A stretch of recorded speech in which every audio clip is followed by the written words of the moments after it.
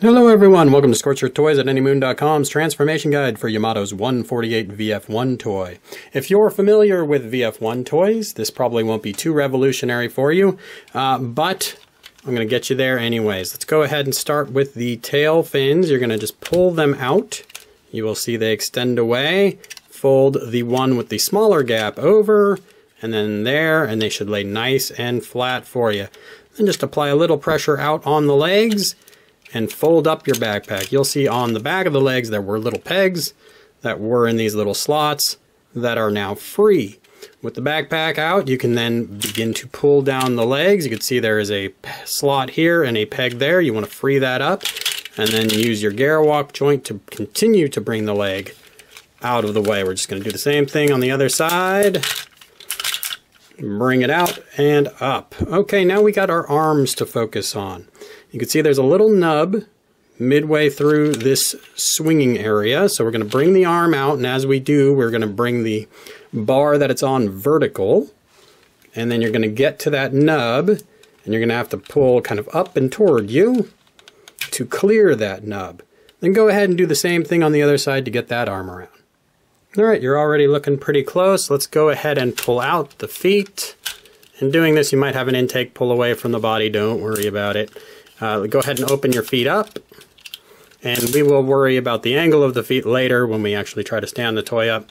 At this point, you could also flip open your arm cavity. So there's a little cavity right here. You're going to pop that up and swing the fist out, and then just bring that right back down, and do the same thing on the other side. Your toy should look something like this now. There is a gimmick here that you don't necessarily need to use, and in fact I would advise not using it unless you have the Super Strike parts on, and even then I prefer it just for Batroid mode. But what you can do, get the backpack out of your way and pull open the trap door.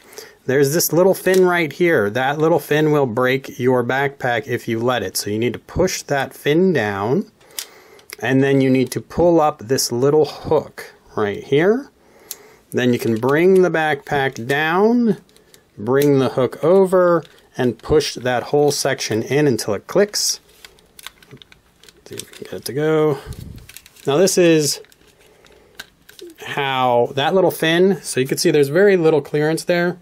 That little fin would be pushing up against the backpack and could eventually break this little hinge right here. So that's why I generally don't advise it, because in case you forget about that little fin, you could be dealing with a broken toy. After that, we have the little antenna in the backpack that we can fish out and pull up. And bring that back there. And you're essentially in Garwalk mode. All you have to do now is adjust the feet to your liking.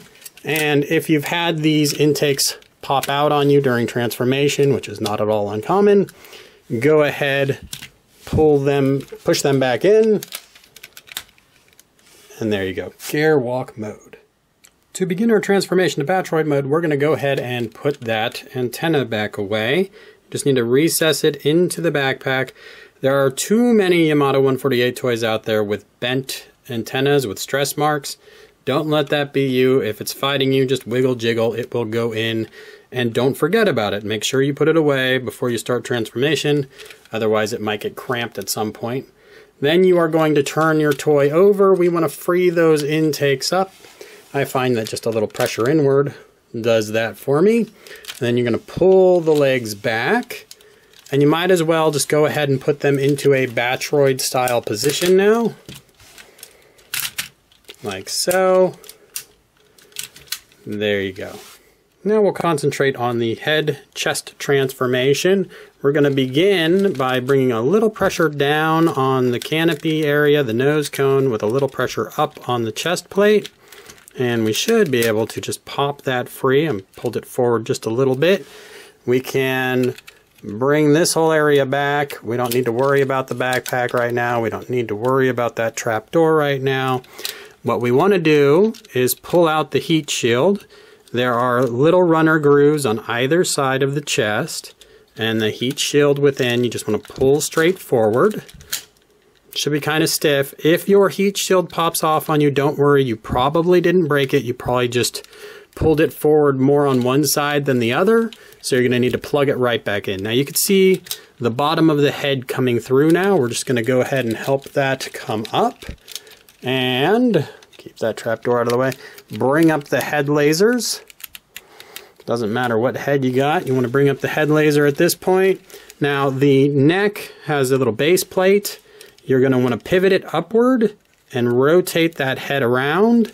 And then you can seat by just pressing down the head on the base of the nose cone. We can then go ahead and pull the chest forward until it clicks like so. Turning the toy over, we're going to look at the legs again. You want to make sure this metal bar is in this plastic clasper. You want to pull up these pieces here. They're little filler pieces. Not entirely necessary, but that is when you do it. All right, and then we have this nose cone area here. We want to pop it open, and we want to take these pegs inside and push them in. And then we want to bring the nose cone around and connect to this metal bar between the legs. Now to stop gravity from bringing your pegs back down, it's a good time to flip your toy back over. And then you want to have that bar lined up to fit into the recessed area. You're going to bring this door and just push it all closed at once.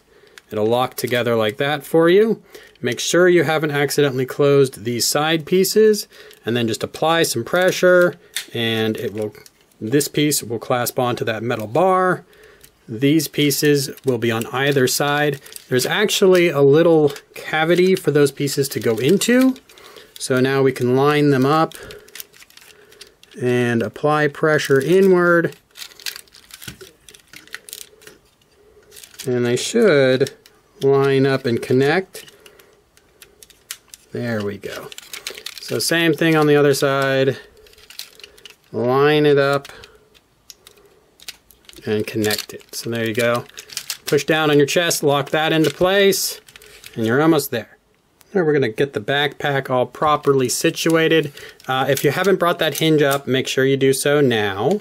And then coming over to here, you're going to actually recess the trapdoor into the neck cavity a little bit. Bring your backpack over and then clip it into place like so. If your neck has popped loose, connect it again. Okay, the only step that's left is to close your wings, turn your arms over.